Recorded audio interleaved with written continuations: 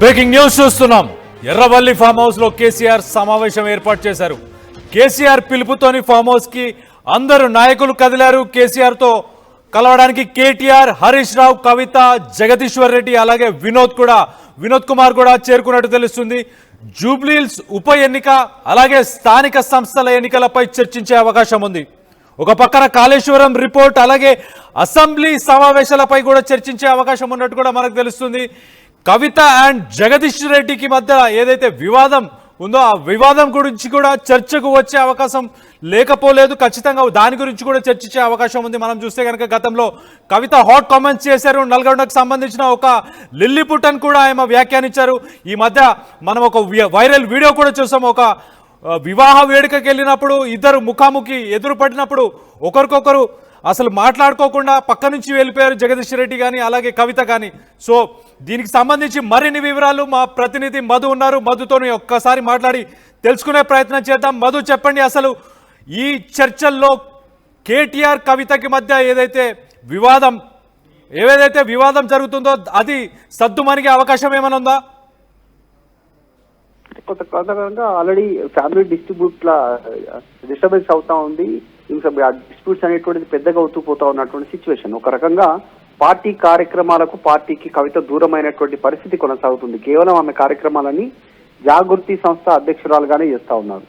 బయట MLC BRS అని చెప్తున్నప్పటికీ కూడా ఎక్కడ కూడా బీఆర్ఎస్ తో అనుబంధం లేకుండా జాగృతి పేరిటనే ముందుకు వెళ్తా ఉంది. ప్రత్యేకంగా కమిటీలు వేసుకున్నారు, రాష్ట్ర వ్యాప్తంగా నియామకాలు చేస్తా ఉన్నారు, కొత్త వారిని రిక్రూట్ చేసుకుంటున్నారు, లీడర్షిప్ అని చెప్పేసి కొత్త వారికి అవకాశాలు కల్పించడానికి ప్రోగ్రామ్స్ కండక్ట్ చేస్తా ఉన్నారు.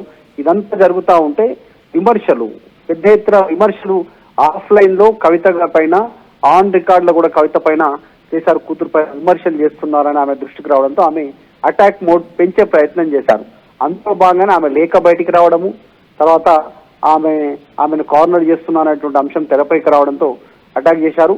కేసీఆర్ పక్కన దయ్యాలున్నాయి, కోవర్టులు ఉన్నారు, పార్టీని రీషఫుల్ చేయాల్సినటువంటి అవసరం ఉంది, ఈ స్టేట్మెంట్ చేశారు. తర్వాత కొంత సద్దుమణిగినట్టుగా కనిపించిన జగదీశ్వర్ రెడ్డి ఒక స్టేట్మెంట్ చేశారు. కవితను పట్టించుకోవాల్సిన అవసరం లేదు, ఆమె కేసీఆర్ కూతురు కాకపోతే ఎవరు, ఆమె గురించి మాట్లాడడం టైం వేస్ట్ అనేటువంటి మాట జగదీశ్వర్ రెడ్డి మాట్లాడడంతో కవిత మరింత ఘాటు వ్యాఖ్యలు చేశారు. జగదీశ్వర్ రెడ్డిని నల్గొండ జిల్లాలో ఒక లిల్లీపుట్ నాయకుడు అంటూ ఆయనను స్టేట్మెంట్ చేశారు. పార్టీని సర్వనాశనం చేశారు ఉమ్మడి నల్గొండ జిల్లాలో జగదీశ్వర్ రెడ్డి అంటూ కవిత స్టేట్మెంట్ చేశారు. సో ఇవన్నీ వరిసి పెద్ద ఎత్తున చర్చకు తావిచ్చింది ఈ అంశానికి సంబంధించి. కాబట్టి అసలు ఏం జరుగుతుందో, ఇంకా ఎంత పోతుందో అనేటువంటి చర్చ కొనసాగింది. ఈ నేపథ్యంలో కవిత రేపు అమెరికా వెళ్తా ఉన్నారు 15 రోజుల టూర్ కోసం, కొడుకు గ్రాడ్యుయేషన్ డే కోసం, గ్రాడ్యుయేషన్ కాలేజీలో చేర్పించడానికి. అంతకంటే ముందు తాత ఆశీర్వాదం కోసం మనవలని ఎర్రవల్లి ఫామ్ హౌస్ కు తీసుకెళ్తా ఉన్నారు. వెళ్తున్న సందర్భంలో కేటీఆర్ కి పిలుపు వచ్చింది, హరీష్ రావుకు పిలుపు వచ్చింది, జగదీశ్వర్ రెడ్డికి పిలుపు వచ్చింది, వినోద్ రావుకు పిలుపు వచ్చింది, ఇంకా కొద్దిమంది కుటుంబ సభ్యులకు పిలుపు వచ్చింది. అందరూ అందుబాటులో ఉన్నారన్నట్టు. సో ఈ వివాదాలకు పుష్టాలు పెట్టడానికి ప్రయత్నం చేస్తున్నట్టుగా చాలా స్పష్టంగా కనిపిస్తా ఉంది. మరి కవితకు, కుటుంబ సభ్యులకు వీళ్ళందరికీ ఏం దిశానిర్దేశం ఉన్నారు కేసీఆర్ అనే ఒక చర్చ. మొన్న నిజంగానే ఒక పెళ్లి ఫంక్షన్ లో పోయినప్పుడు కవిత అక్కడ మాట్లాడుతున్నట్టుగా వస్తున్నటువంటి జగదీష్ కవితను చూసి పక్కన నుంచి తప్పుకొని అంటూ సోషల్ మీడియాలో అయితే ఇంకా వేరేలాగా పారిపోయారు కవితను చూసి జగదీశ్వర్ రెడ్డి అనేటువంటి స్టేట్మెంట్ సోషల్ మీడియాలో ప్రచారం చేస్తా ఉన్నారు. కాబట్టి మరి ఈ రోజు ఫామ్ హౌస్ లో ఏం చర్చ జరుగుతుంది, కేసీఆర్ ఫుల్ స్టాప్ పెడతారా, వీరి మధ్య ఉన్నటువంటి అగాధాలకు అందరికీ కూడా కుటుంబ సభ్యులకు, పార్టీ నాయకులకు, కవిత చేసిన స్టేట్మెంట్ కు ఫుల్ స్టాప్ పడే అవకాశం ఉందా అనేటువంటి చూడాలి. ఎందుకంటే కవిత వెనక్కి తగ్గనంటున్నారు, ముందుకు వెళ్లే ప్రయత్నమే చేస్తానంటున్నారు. త్వరలో ఫ్యూచర్ లో జాతీయ జాగృతిని పెద్ద సంస్థగా మారుతాము అటువంటి స్టేట్మెంట్ చేశారు. కాబట్టి ఏం జరుగుతుందో చూడాలి. సాయంత్రం వరకు బయట అక్కడే ఉంది. రేపు అమెరికా వెళ్తున్నారు కాబట్టి ఈరోజు సాయంత్రం వరకు అక్కడే ఒక క్లారిటీ వచ్చే అవకాశం ఉంది. కేసీఆర్ ఏం చెప్తారనే ఒక ఆసక్తి పొలిటికల్ సర్కిల్లో, అట్ ద సేమ్ టైం కుటుంబ సభ్యుల్లో, తర్వాత బీఆర్ఎస్ పార్టీ శ్రేణుల్లో కూడా ఉంది. ఒక క్లారిటీ వస్తుందేమో అనేటువంటిది సాయంత్రం వరకు తేలే అవకాశం ఉంది ఏం చెప్తుంది అనేది. మధు, కవిత ఏదైతే ఒంటెత్తు పోకడ పోతుందో అలాగే జగదీశ్వర్ రెడ్డి మీద చేసిన కామెంట్స్ కావచ్చు, వీటన్నిటి మీద కవితకి కేసీఆర్ ఏమైనా క్లాస్ తీసుకుంటారని భావించవచ్చా?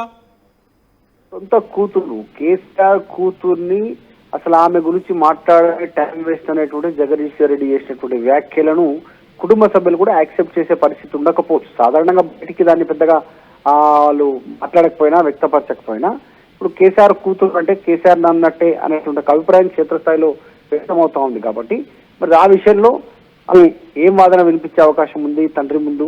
ఆయన తండ్రే కాదు, పార్టీ ప్రెసిడెంట్ కూడా కాబట్టి, party whole and sole supreme ఆయనే కాబట్టి, సో ఆయన ఏం చెప్తారు, కవిత ఏం డిసిషన్ తీసుకుంటుంది, అది కూడా అమెరికా సెంటిమెంటే వర్కౌట్ అవుతుంది. ఆమె అమెరికా వెళ్లే ముందే ఆమె అమెరికాలో ఉండగానే లేఖ లీక్ అయింది. అమెరికా వచ్చిన తర్వాత వివాదం పెద్దదైంది. ఇప్పుడు మళ్ళీ అమెరికా వెళ్లే ముందే కలుస్తా ఉన్నారు.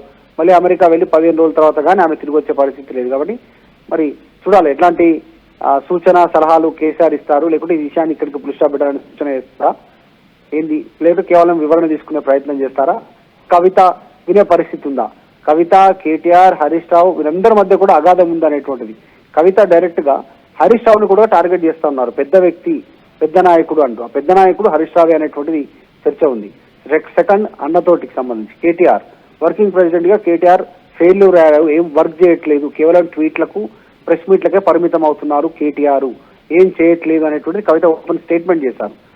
సో వీటన్నిటి నేపథ్యంలో మరి కవిత వీళ్ళందరి అంశంలో కేసీఆర్ తో ఏం మాట్లాడతారు, అంటే విడివిడిగా మాట్లాడతారు, అందరిని కూర్చోబెట్టి మాట్లాడతారా తెలియదు ఇప్పటివరకు అయితే మాత్రం. కానీ సో మొత్తానికి పెద్ద ఎత్తున చర్చ సాగిస్తా ఉంది ఈ అంశం అనేటువంటిది. ఇప్పుడు ఈ రోజు సాయంత్రం వరకు ఒక క్లారిటీ అయితే వచ్చే అవకాశం ఉంది ఏం జరగనుంది అనేది. మధు, కాళేశ్వరం అంశంలో కేసీఆర్ ని అరెస్ట్ చేసే అవకాశం ఉందా? దానికి సంబంధించి ఈ భేటీయా, దీన్ని ఎలా చూడొచ్చు మనం? జనరల్ గా పొలిటికల్ పార్టీ కుటుంబ సభ్యులు అయినప్పటికీ కూడా వర్కింగ్ ప్రెసిడెంట్ గా కేటీఆర్ ఉన్నారు పార్టీకి, తర్వాత హరీష్ రావు ఉన్నారు, కవిత ఉంది, కేసీఆర్ ఉన్నారు. వీళ్ళందరూ కుటుంబ సభ్యులైనా పొలిటికల్ గా చాలా యాక్టివ్ గా ఉండేటువంటి మెంబర్స్. ఆల్రెడీ కాళేశ్వరం కమిషన్ తుది నివేదిక అందించింది, దాన్ని అసెంబ్లీలో చర్చించాలి, చర్యలు తీసుకోవాలనేటువంటి ఆలోచన రాష్ట్ర ప్రభుత్వం చేస్తున్నట్టుగా తెలుస్తోంది. సో ఖచ్చితంగా దాని మీద కూడా చర్చ వచ్చే అవకాశం. దాంతో పాటు స్థానిక సంస్థల ఎన్నికల్లో పార్టీ లైన్ ఎట్లా ముందుకు వెళ్ళాలి, బీసీ రిజర్వేషన్ అంశంలో కాంగ్రెస్ మోసం చేస్తా ఉంది బీసీలు అనేటువంటిది క్షేత్రస్థాయిలో ఒక అభిప్రాయం వ్యక్తం అవుతా ఉంది.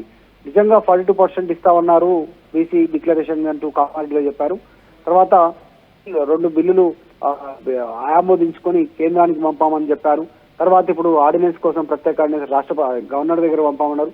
ఈ ఉండగానే మళ్ళీ అయిపోయింది, యుద్ధం ముగిసింది బీసీ 42% యుద్ధం పైన, నెక్స్ట్ రాహుల్ గాంధీ ప్రధాని అయితేనే బీసీలకు రిజర్వేషన్ ఇస్తాం అనేటువంటి స్టేట్మెంట్ బీసీలను మోసం చేయడం అనేటువంటిది బీసీ సమాజం భావిస్తా ఉంది.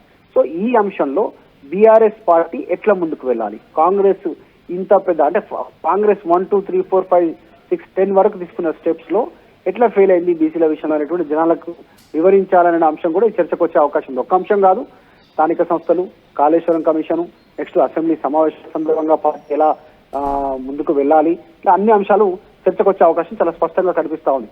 మనకి కవిత ఫామ్ హౌస్ కు వెళ్ళడం అనేటువంటి ఈ రోజు హాట్ టాపిక్.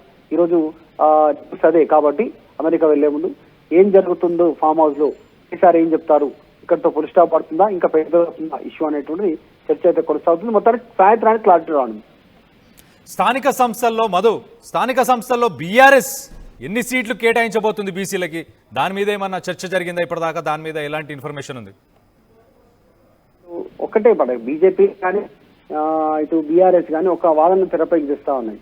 42% పార్టీల పరంగా రిజర్వేషన్ ఇస్తే సాధ్యమయ్యేటువంటి సిచ్యువేషన్ ఉంది. ఎగ్జాంపుల్, ఇప్పుడు ఒక 10 గ్రామాలు ఉంటే అందులో ఒక 3 గ్రామాల్లో మనం మాట్లాడుకోవడానికి, జనాలు అర్థం కావడానికి 3 గ్రామాల్లో బీసీలకు కాంగ్రెస్ టికెట్ ఇస్తే, ఒకవేళ ఇంకొక